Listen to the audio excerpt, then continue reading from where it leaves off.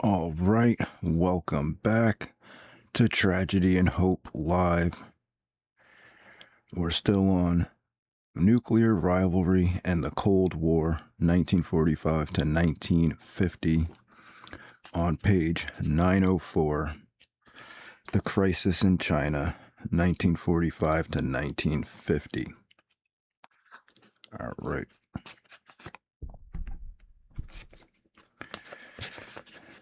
The critical year 1949, which showed so clearly that the Kremlin's influence in Europe was severely limited within the areas of control of the Soviet armies, saw also a shift of Stalin's activities to the Far East, where he tried new tactics in new circumstances.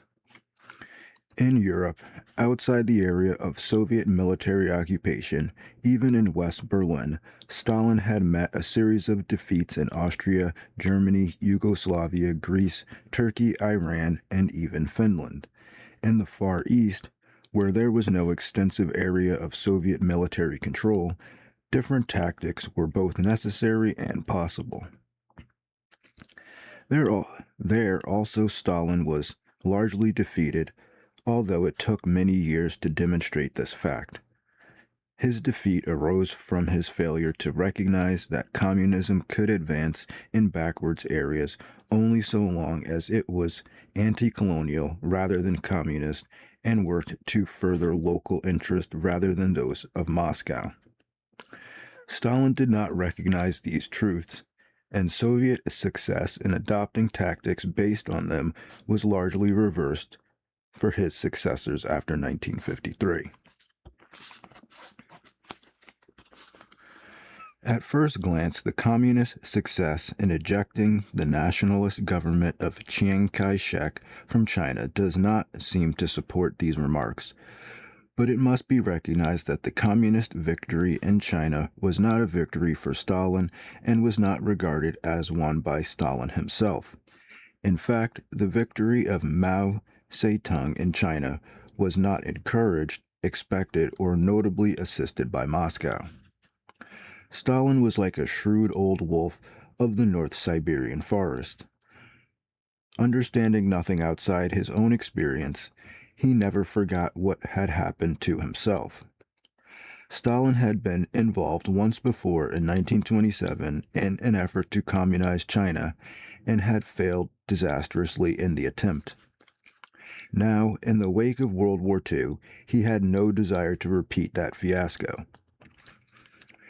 He wanted in the Far East, what he wanted in the Far East is not clear, but it seems evident that he wanted a weak China surrounded by small states in which American influence was minimal. Such a weak China could be guaranteed by continued rule under the nationalist government, possibly with the communists playing a role in a coalition, as the United States seemed to wish. Through such a weak and divided China, Stalin could anticipate no threat to himself either from American efforts or from China itself. To reduce the danger of either of these alternatives, Stalin would have welcomed communist or largely communist regimes in Japan, Korea, Southeast Asia, and Indonesia, with an autonomous or independent communist Chinese regime in control of northwestern China and possibly even Manchuria as a buffer to the Soviet Union's own territory. At the end of the war, in the Far East in 1945, it was clear to most observers that Roosevelt's pretense that nationalist China was a great power, like his equally confused pretense that France was not a significant power, was mistaken. China's war effort against Japan weakened fairly steadily from Pearl Harbor to the end. This decline resulted very largely from the almost total corruption of the regime, which left the Chinese peasant in sullen discontent and aroused open disfavor among many urban groups, notably students. Many portions of the huge area of China were only nominally subject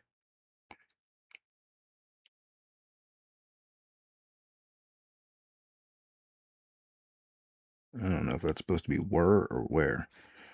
Many portions of the huge area of China were only nominally subject to Chiang Kai-shek's rule, and a very considerable extent in the western and northwestern far interior were subject to the communist regime of Mao Zedong and Chiu En-lai, operating out of Yan'an in barren northern Xinjiang province.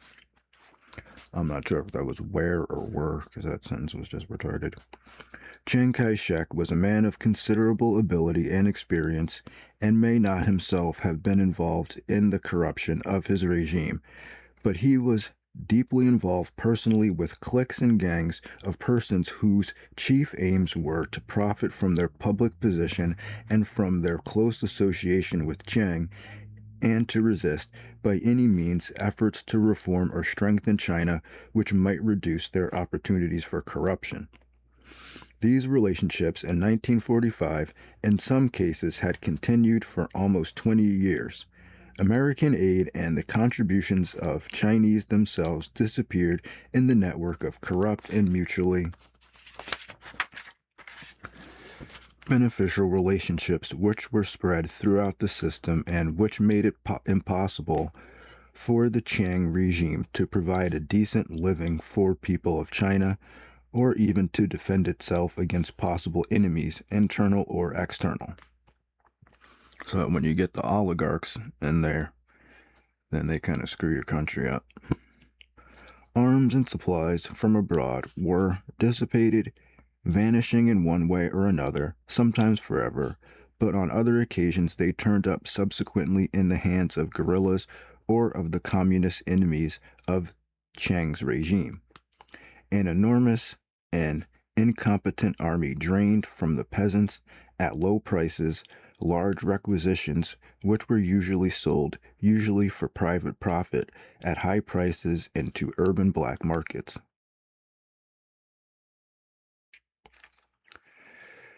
In the 2 years following the defeat of Japan, $1,432 million in American assistance to China vanished in one way or another, and at the end, the Chinese army and the Chiang regime was weaker than ever.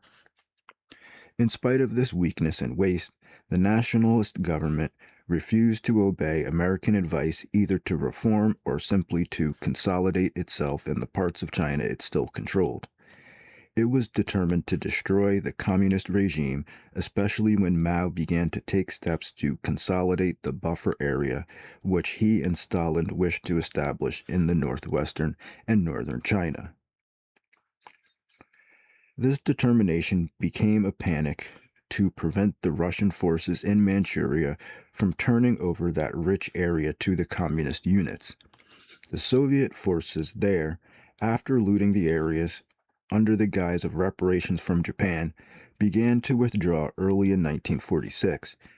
By a simple process of informing Mao and not informing Chiang of their withdrawal schedules, they ensured that the abandoned areas should be occupied immediately by communist forces. The United States, which had been engaged in evacuating 3 million Japanese from China, moved 14 nationalist Chinese armies, most of which had been trained and equipped by the United States, to North China and Manchuria to block the communist takeover. After the defeat of the communist forces in the north, however, the nationalists, contrary to American advice, attempted to crush the communist forces everywhere.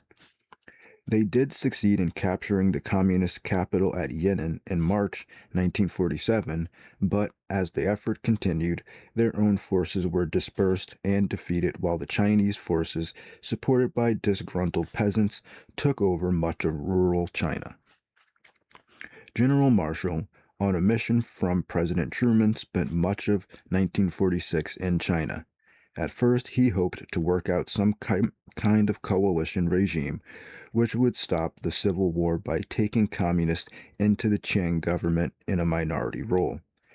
Because this was not acceptable to either side, Marshall and later, 1947, General Wedemeyer tried to get Chiang to reform and to consolidate in the areas he still controlled.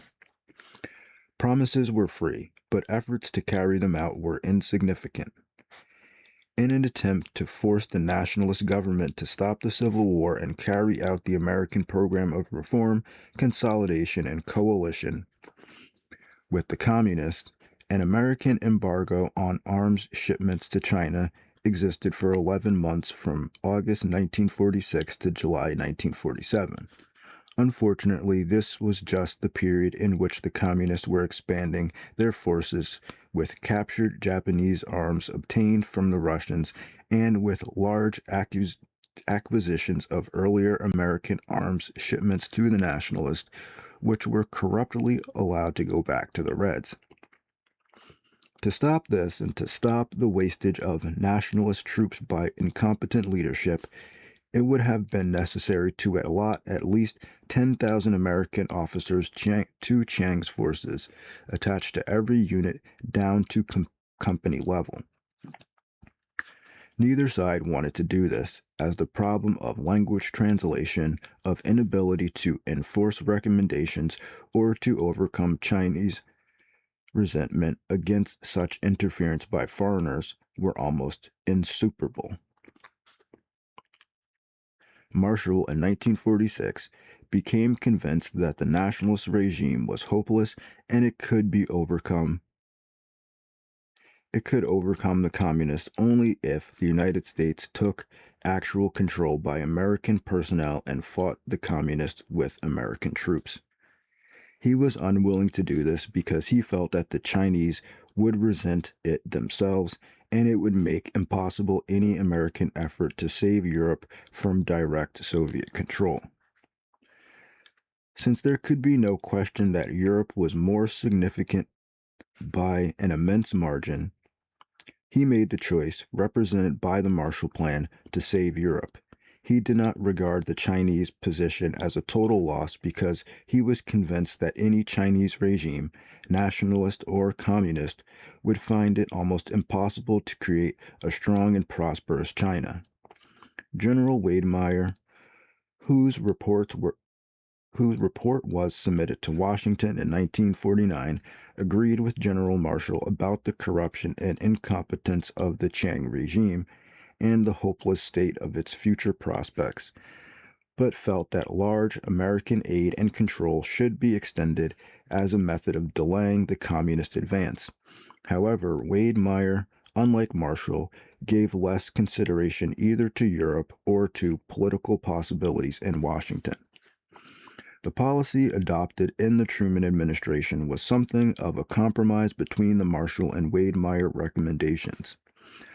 On the whole, the administration secretly adjusted its outlook to the hopelessness of the Chiang regime and its future, but it did continue assistance by appropriating $400 million in Chinese aid in 1948. The inability of the Chiang government to make any substantial use of such aid continued to be revealed in 1947 to 1949. The printing of paper money for the government's expenses continued until the Chinese paper dollar became almost valueless. In August 1948, a new yuan currency replaced the previous Chinese dollar at a rate of 1 yuan to $3 million. But the new money was decreased in value by deflation as the old had been. The abuse of the Chinese people continued under the guise of a general mobilization against the communists, and the war efforts against the latter were used as cover for terroristic elimination of any groups who showed less than wholehearted support of the Chiang regime and its corrupt procedures, regardless of how anti-communist such groups might be. American military advice and training was continually disregarded or ignored. The best troops were thrown piecemeal under incompetent and corrupt generals against communist forces. In this way, 300,000 men, including the best of the American-trained divisions, were wasted in Manchuria and North China in September to November 1948. On November 6th, the American military mission decided unanimously that the situation could not be saved without the use of American ground forces and that no amount of military assistance would save the present situation. At mid-January 1949, the main field armies north of the Yangtze were destroyed by communist forces. By that time, Mao's successes were going far and beyond the limits expected or hoped for by Stalin, but the latter's efforts to slow up the communist advances were disregarded. Soviet agents from Central Asia took over Xinjiang province, but in China itself, Mao's advance was quite independent of Russian control, since it could be financed from Chinese areas already controlled and could be fought with weapons captured from the national forces to add to the captured Japanese weapons obtained from the Soviet sources earlier. The communist victories were carried to conclusion in 1949. In January, Taiping was captured from the nationalists, and 3 months later, the Yangtze River was crossed and Nanking fell April 23rd.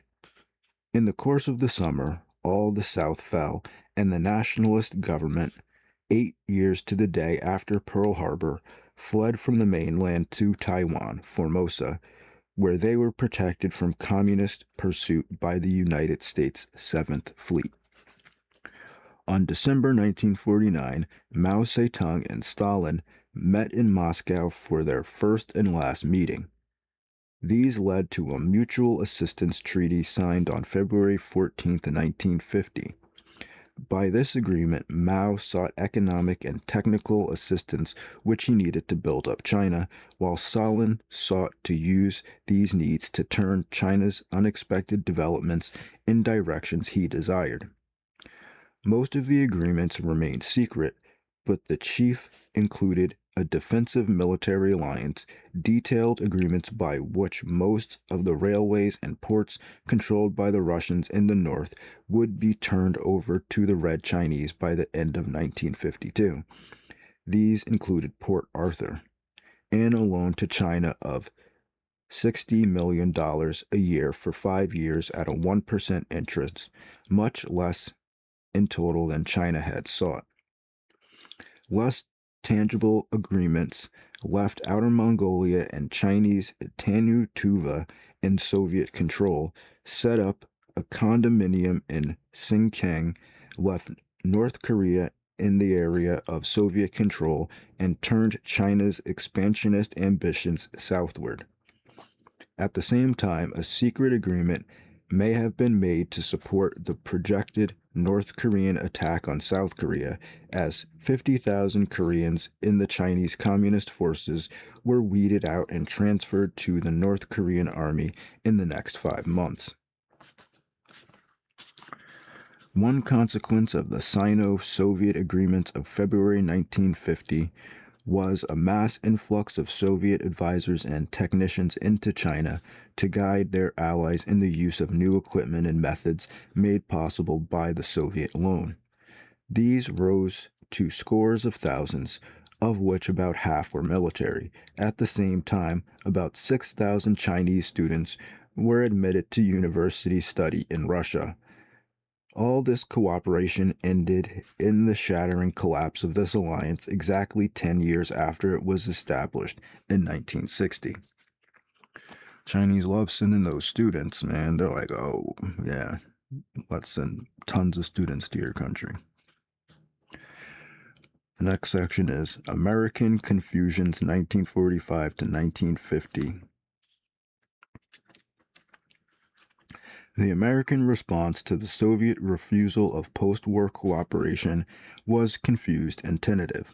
For months after the Truman administration recognized the situation, it was reluctant to make any public announcement of this fact because our military demobilization could not be reversed until it had run its course in 1947 and a new strategic system and consequent military organization could be reached.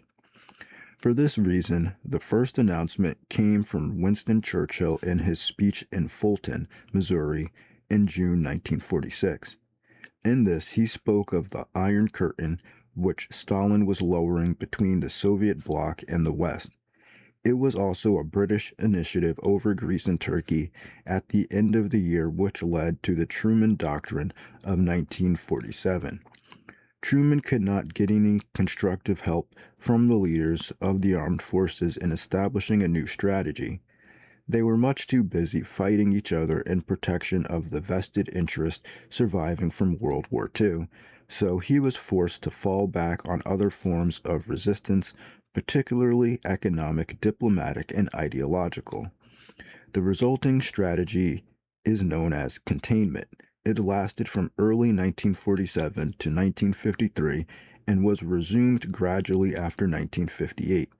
Its chief characteristics were economic and financial aid to its other nations to eliminate the misery and ignorance which fosters communism, and acceptance of the rights of neutrals and allies to follow their own policies and to be consulted on our policies without primary reliance on our military force.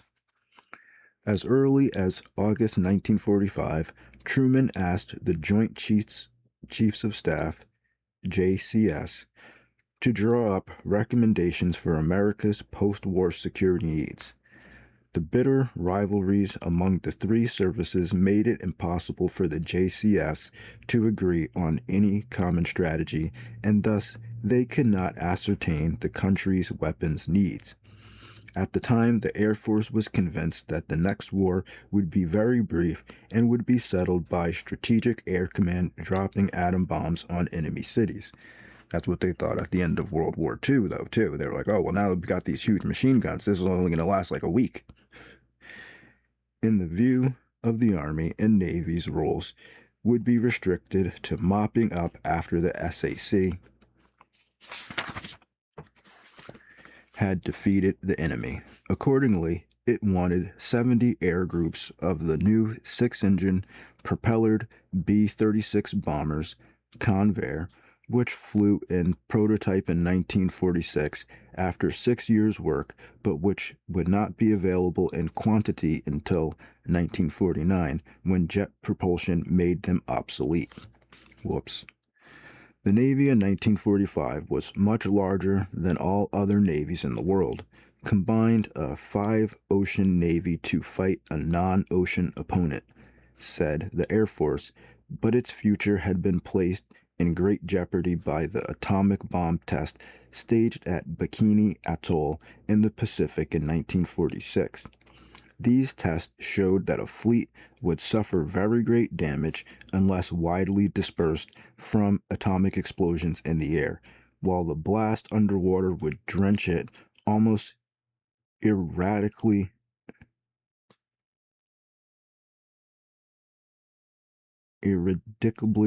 radioactivity. I don't know what that word is. Iradicable. Would drench it with almost iradicable radioactivity. Nonetheless, the Navy had to seek a role in the growing rivalry with Russia and pinned its hopes on its ability to reach the enemy with atom-armed planes flown from the deck of a 65,000-ton supercarrier of astronomical cost. The Army, almost eclipsed by the plans of its more glamorous rivals, wanted universal military training, UMT, leading to highly trained reserve units in spite of the Air Force's insistence that World War III would never be over before ground forces could be mobilized. Oh, that World War III would be over before ground forces could be mobilized. Yeah, okay. These disagreements between services made it impossible for the JCS to achieve any agreement on strategy or on weapons needed in answers to Truman's request of 1945. Accordingly, in June 1946, they informed the president that a unified strategy could be reached only after achievement of a unification of the three services into a single organization. For this reason, it was not until April 1950 that the United States obtained a strategic military police to underlie Truman's policies of containment, which was then 3 years old. The new strategic policy was embodied in NSC 68, which, despite its code identification, did not come from the National Security Council, but was the child of the policy planning staff of the State Department, led by Paul Nietzsche. The inability of the armed services to provide the country with a defense policy because of inter-service rivalries is a consequence of the fact that military leaders are specialists and technicians concerned with means rather than with goals, and like all technicians need guidance or goals set by other persons with larger perspectives. This weakness is more obvious in peacetime than in war, and is more common among Americans than some others. Americans work together best when the organization's goal is explicitly established. In this, they differ from the British, who can work together perfectly well in organizations without any apparent goals, and are indeed suspicious of any desire to establish explicit goals or overriding policy. Americans, when goals are established, as they are in business in peacetime by the balance sheet, or as they are in war by the desire for victory, work together very effectively, but political work in peacetime, with its ambiguous goals, is relegated to rivalry, bickering, and total inability to relate means to goals. As a result, the means themselves tend to become goals. Utilitarianism. It was the emphasis upon means rather than goals and the compromises between conflicting means which led to the National Security Act of 1947. This sought to evade the need for clear, hard thinking about goals and the subordination of means to goals by reorganization of the top levels of governmental cooperation concerned with security. It set up a system based on secrecy and anonymity, which may, in time, revolutionize the whole American system of government. In this reorganization, there were at least three major parts: unification of the armed services, 2. Creation of the National Security Council as an advisory board to the President, and 3. Reorganization of the whole system of intelligence and spying through the Central Intelligence Agency, CIA, and the code-breaking National Security Agency, NSA. Basically, rivalry among the American armed services was a rivalry for congressional appropriations, a struggle over slicing the annual budget. In this struggle, each service sought to convince congressmen that its particular weapons provided the best defense for the United States. The Air Force, which in 1946 was still a branch of the Army, touted the claims that the manned bomber, the Navy, only recently disillusioned with its old love, the battleship, had now shifted its affections to the the aircraft carrier. The Army had to stick with the humble foot soldier, but almost concealed him from view with its insistence on trucks, tanks, and cannons. As a matter of fact, the manned bomber, the aircraft carrier, and the tank were all obsolescent in 1946, but their supporters were unwilling to concede this, since such a concession, they thought, shift appropriations to the other services. The manned bomber was threatened by rockets with homing devices, which would bring such rockets at speeds higher than the manned bombers could ever reach, in for the kill by seeking out the plane's engine exhaust heat or by use of radar and electronic eye devices. The aircraft carrier was threatened by atomic bombs, since it was too vulnerable to these to justify its costs of over $100 million. The tank was threatened by shaped charges, and in general, the whole tactical outlook of ground forces, with their traditional emphasis on mass and concentration, was challenged by nuclear, biological, and chemical weapons, which put great value on dispersal. In these struggles between the services, the clashes are particularly bitter in periods of demobilization, and this bitterness is accentuated by the fact that each service has alliances with the industrial complexes which supply their equipment. These complexes not only supply funds, such as advertising for each service to carry its message to the Congress and to the people, but also exert every influence to retain equipment and tactics in obsolescent modes and types, but newer models, by dangling before the high officers who can influence contracts, offers of future, well paying consultant positions with the industrial firms concerned. The revolving door of Congress and big business. This happens basically in all of big business, not just military. Most high officers of the American Armed Forces in war and the post-war period retired before the fixed age of 62, often on a disability basis, which exempted retirement pay from income taxes, and then took consultant jobs with industrial firms whose chief business was in war contracts.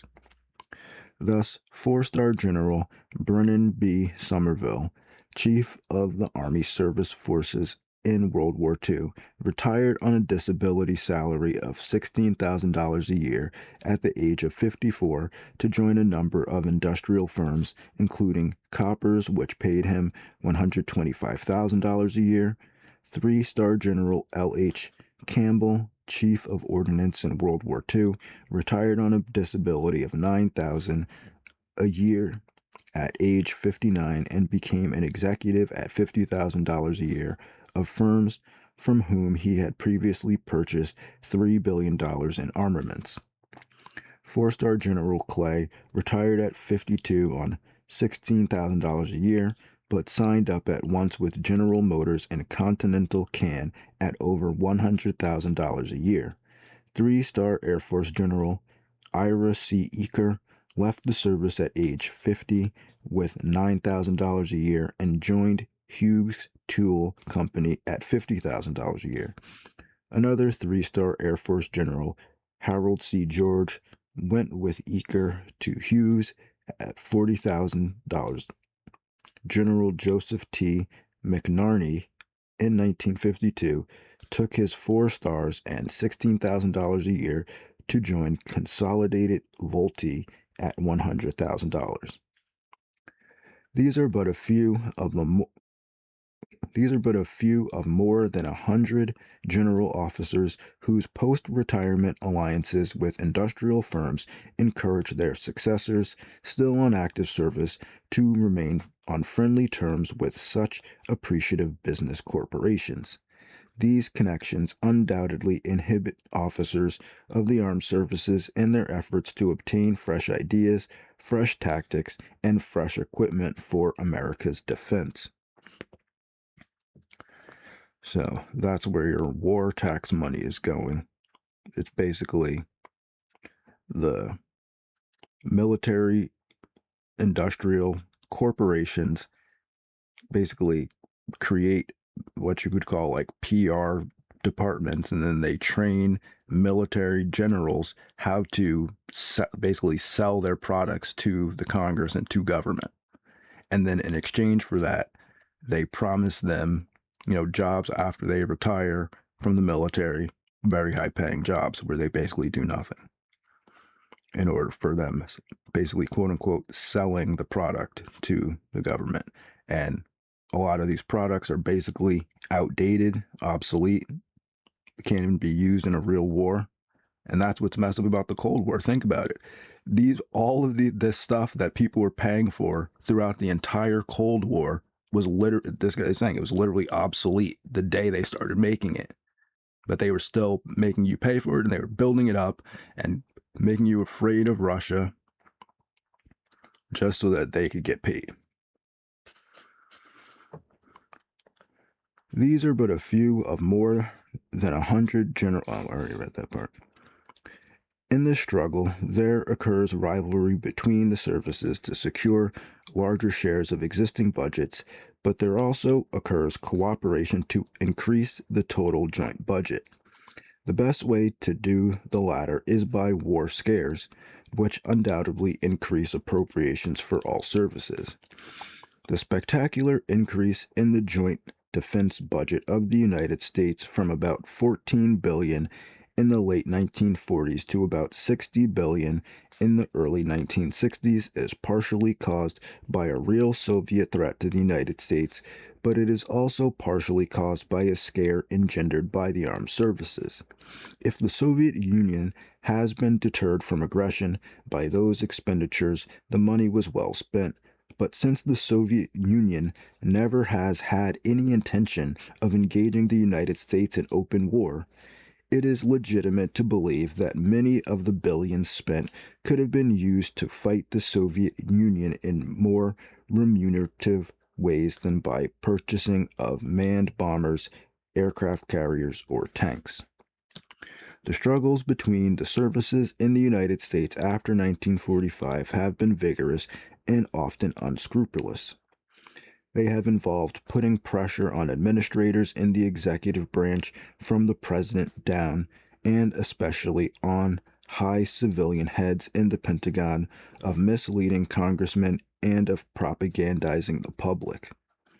The Air Force, for a variety of reasons, was the most successful of the three services in this propaganda war. After all, flyers had plenty of experience since they had been propagandizing the world since about 1908, 5 years after the first plane flew, without benefit of publicity in 1903.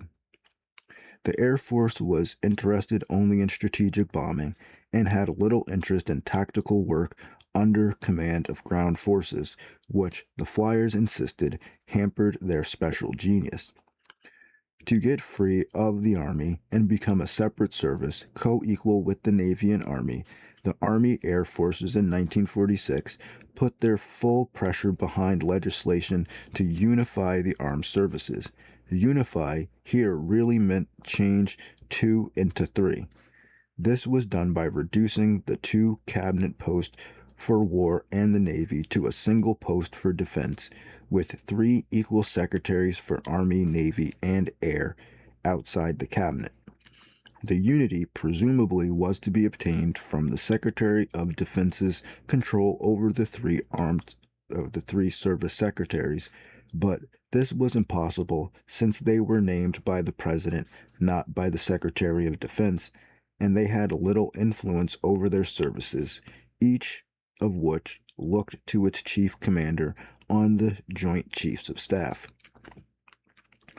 The fact that the Joint Chiefs of Staff had operational command of their departments meant that they had to defend the diverse interests of these and could contribute little to unity or to any general ideas, even strategic ones. While if they had been separated from their actual commands in order to be free to reach a general consensus on strategic ideas, they would have retained no control over their services. The only real lines of authority in the whole system were those in the hands of the President himself, and those lines of command going downward from the Joint Chiefs to their own services. There were only very weak lines between the Secretary of Defense and the Joint Chiefs, or to his service secretaries, or between the latter and the services for which they were responsible. As a result, very little unification was achieved, even after amendments to the Act, and in 1949, the inter-service rivalries reached their most intense peak. By the end of that year, UMT, the supercarrier, and the 70 Group Air Force were all dead, killed off by inter-service rivalries, in spite of the fact that all public opinion polls showed strong support for all of them.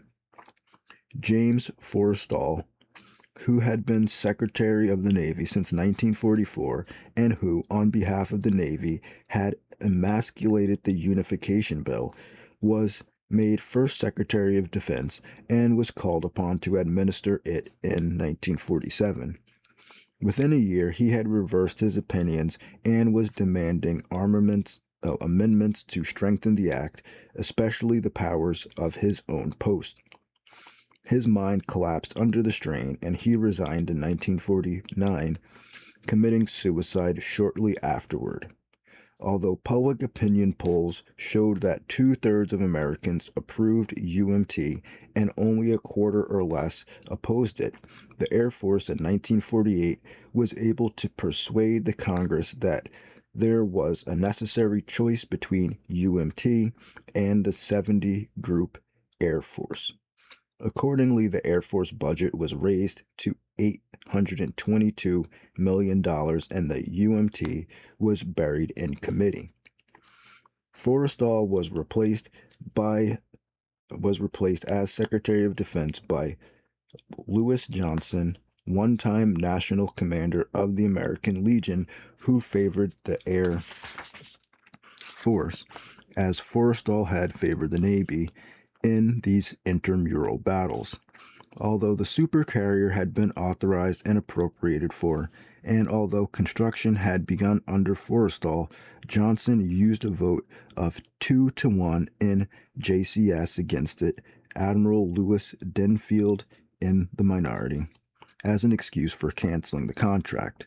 The subsequent admiral's revolt took the form of anonymous letters to Congress charging corruption on the B-36 contract, as well as public charges which were quite correct that the plane was already obsolete. The whole scandal received a full-scale congressional investigation, the B-36 affair, as a result of which the B-36 was discredited. Admiral Denfield was removed from the JCS, and Johnson was having alienated everyone by his efforts to save money, was replaced by General Marshall in 1950. So if a guy actually tries to figure out how to save money in the government and not just get you to buy the most expensive plane that Boeing makes, then he gets fired immediately. He's like, wait, we don't need all this. They're like, you're fired, bro. You're fired 20 times. The Unification Act had excluded retired officers from the post of Secretary of Defense, but this clause was made unapplicable to General Marshall so that he could succeed Johnson in 1950. Thus, the supporters of each of the three services held the position successively in less than a 2-year period. Marshall said that he took the job to get UMT, but the act, as passed in 1951, was in a form which allowed the administration to prevent its execution, and it never went into effect. In its place, troops were raised for services, chiefly the Army, by successive extensions of the wholly unsatisfactory Selective Service Act.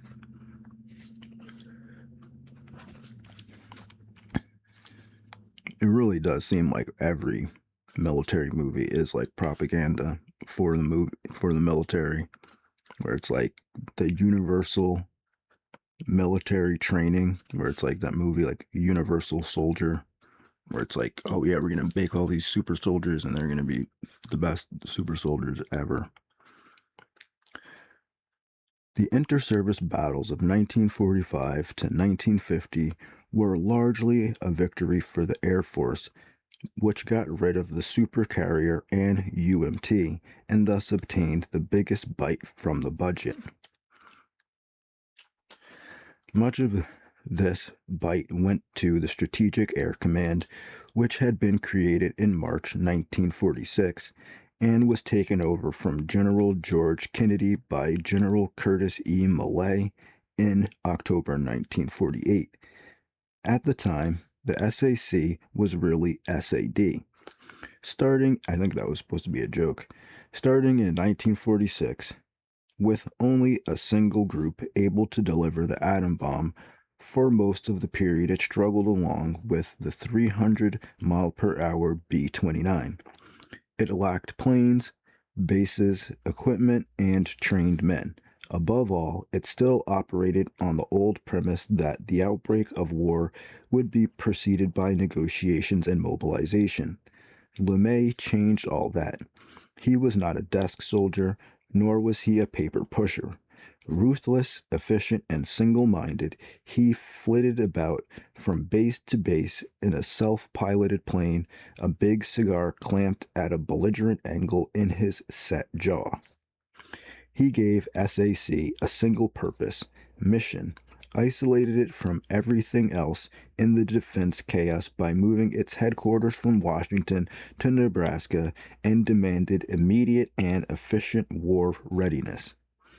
With sufficient funds, LeMay would have kept a third SAC in the air at all times, ready to go, another third at war readiness for quick takeoff, and the final third on call within a few hours, until 1952, when he began to get the new 8-jet Intercontinental B-52s.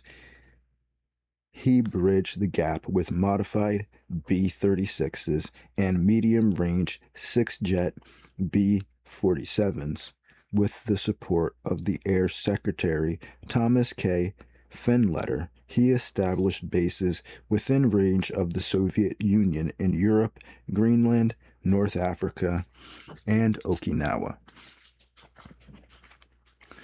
By 1955, he had a force of remarkable efficiency and high morale, a success resulting from three factors which provide a lesson for all organizational success: a clear-cut mission, leadership, and continuity. The last quality was achieved by retaining LeMay in command of Strategic Air Command for 8 years, in violation of the established armed services practice of 3 to 4 year periods of rotation of duty. In all this turmoil of controversy in 1947 to 1950, the Army had not been idle. Its struggles for promotions, pay increases,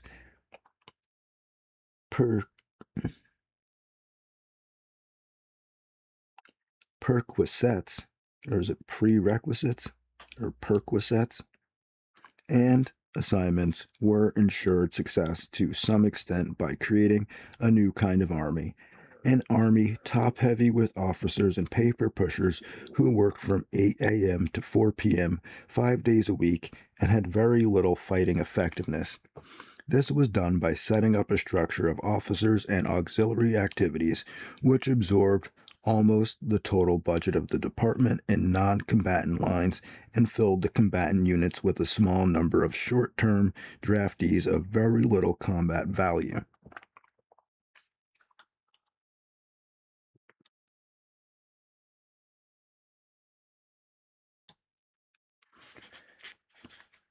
In January 1952, for example, the Defense Department had 5 million employees, of which 3.7 million were in uniform and 1.3 million were civilians. In those, uniform used up about $37 billion for pay, food, housing, and clothing, that is, $10,000 per head, in a total defense budget of $46 billion. The 1.3 million civilian cost $5.2 billion, or $4,000 each year, leaving only $3 billion in the total defense budget for equipment, research, and other costs which contribute directly to defense. The Army's share of the 3.7 million uniformed personnel was 2 million, but that provided only 12 divisions, at most 150,000 men for combat.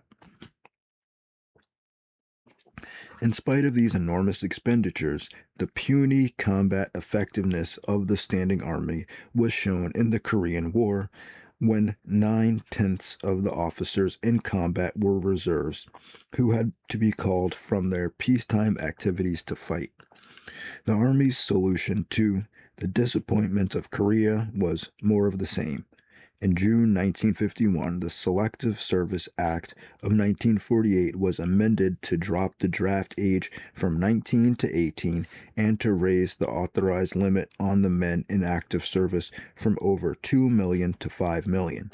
That is, The qualitative deficiencies of Korea were to be solved by quantitative increases of the same inadequate quality, a step which might not improve America's defense position but could justify increasingly rapid promotion for officers.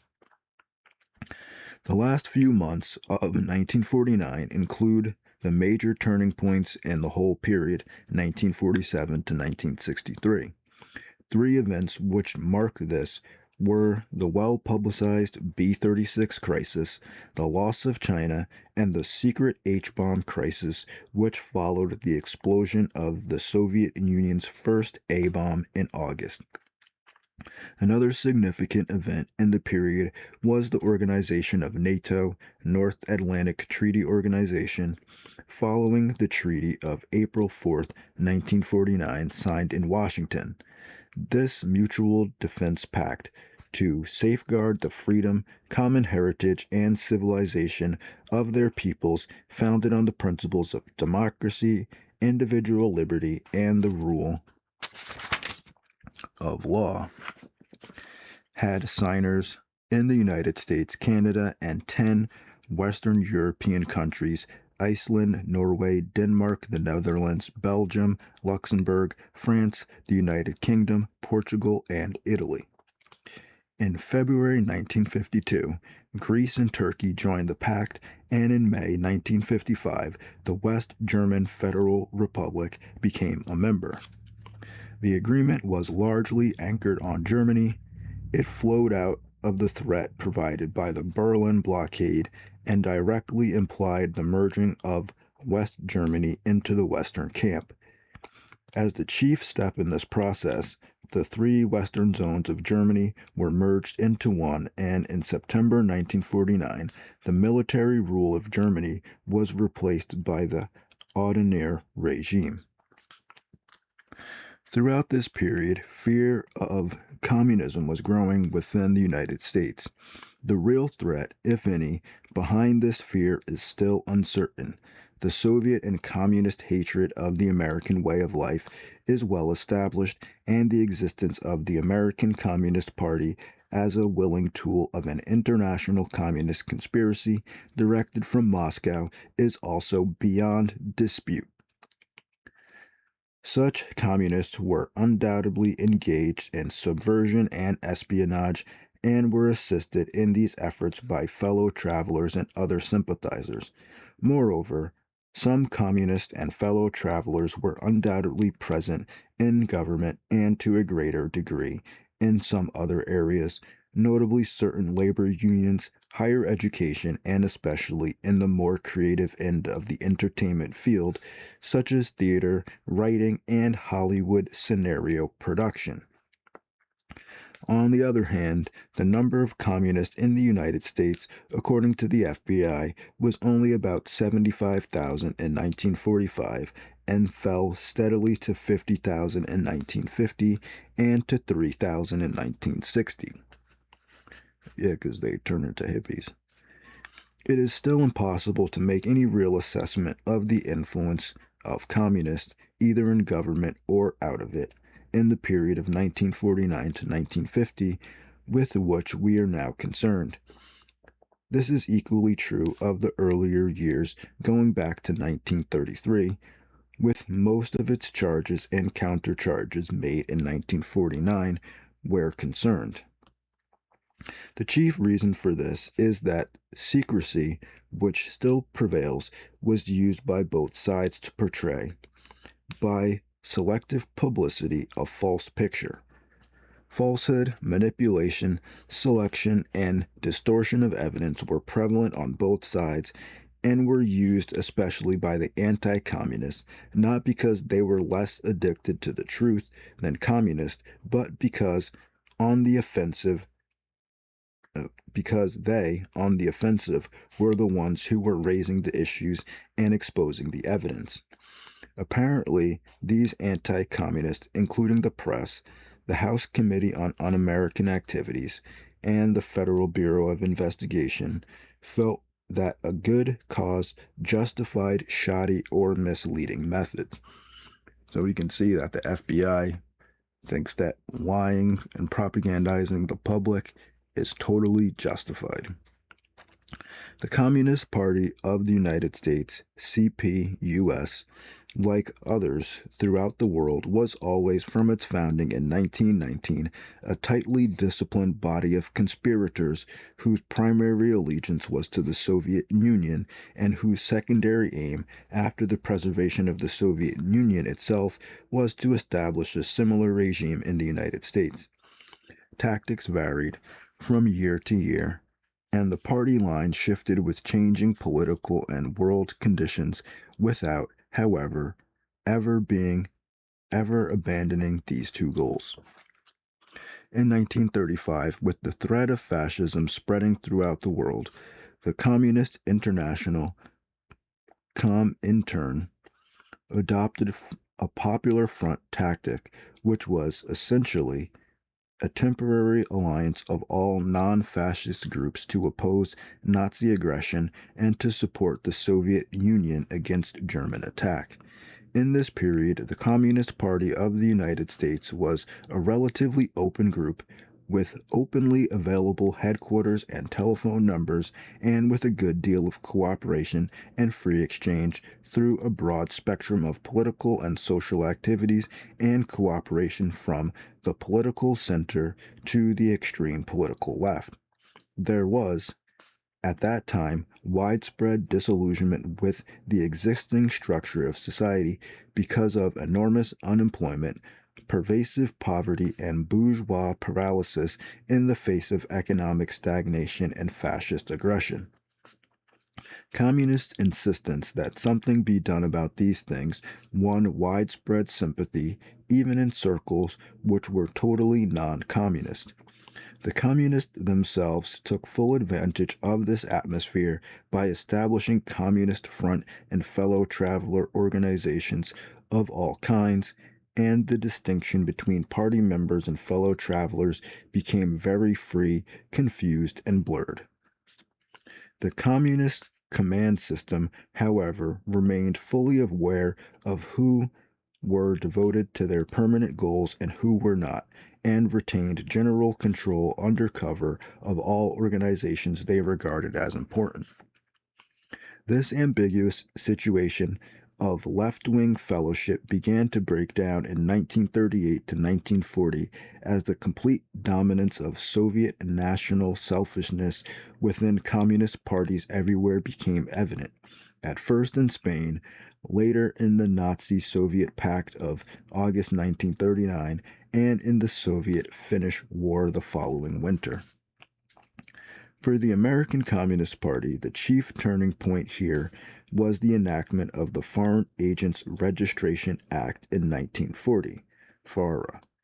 The United States Communist Party broke its affiliation with Comintern and instead established a secret link between the Comintern and the United States Party, chiefly through Gerhard Eisler, who was finally deported in 1949 and became an official of the East German Communist regime.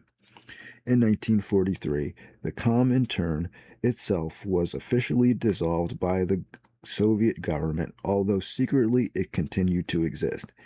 As part of this same process, in a sort of wartime common front, the United States Party itself was dissolved in 1944 and reappeared at once as the Communist Political Association.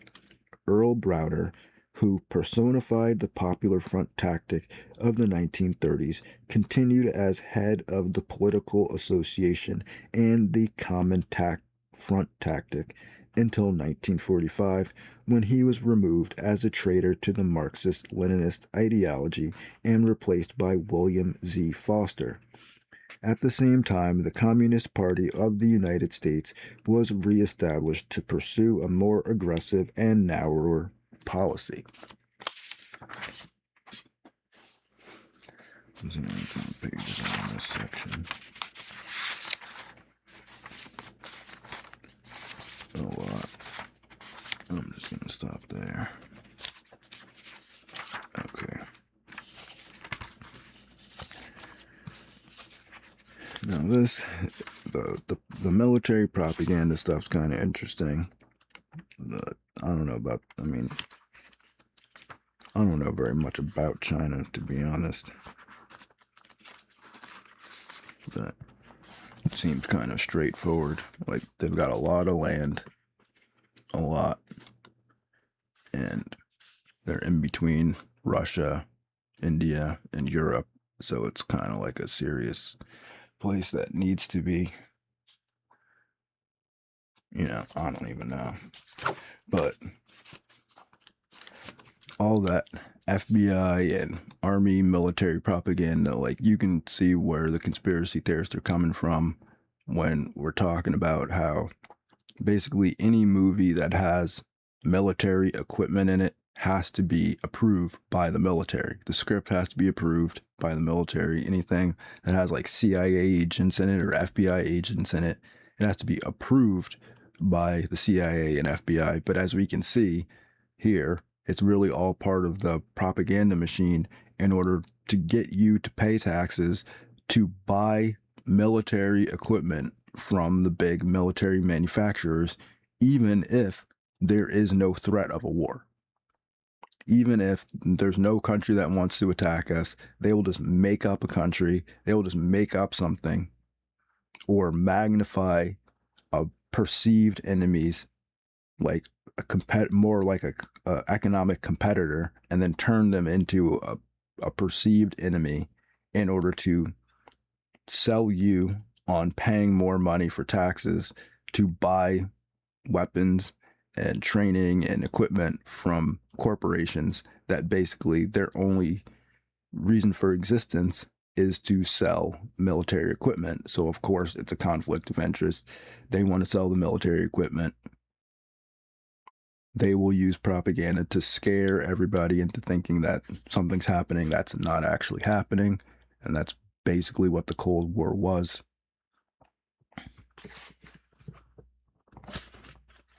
You could say it's not a conspiracy, it's just corruption, but what's really the difference? Just a different way of saying the same thing. So that's the video for today. Thanks for watching if you did. If you didn't, you won't hear this part anyway. Link to the PDF in the description. Otherwise, have a good day and peace.